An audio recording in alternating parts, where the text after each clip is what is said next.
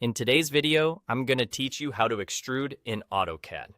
By the end, you'll be able to turn flat 2D shapes into 3D forms quickly and confidently. First, let's set up the view so you can clearly see the results. In the command line, type Visual Styles and press Enter. When the Visual Styles palette appears, choose Shaded. This fills faces with color instead of just showing edges, which makes any 3D change much easier to read on screen.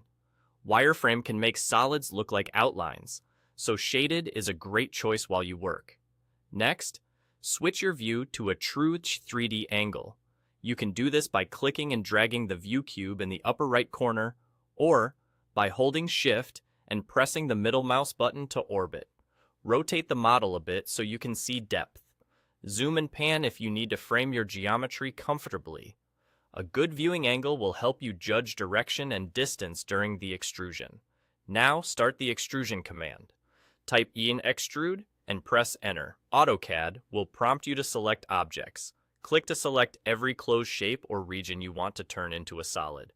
You can drag a window to grab several at once, and if you pick something by mistake, hold Shift and click it again to remove it from the selection.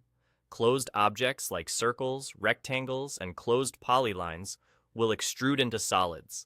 Open curves can extrude as surfaces, but for a solid result, make sure your shapes are closed. Once your selection looks good, press the spacebar to confirm.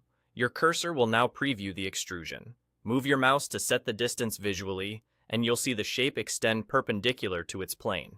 If you want a precise value, just type the number for your desired height and press space. The value follows your drawing units, so if you're working in millimeters or inches, enter a distance that matches your design.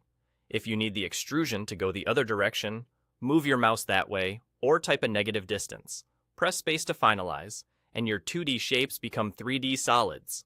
Orbit around again to check the result from a few angles. With the shaded visual style, the depth in faces should be clear and easy to evaluate. That's all there is to it. Set a clear visual style, move to a 3D view, run, extrude, select your objects, and set the distance with your mouse or by typing a value. Practice this a few times with different shapes and distances, and you'll have a solid foundation for building more complex models.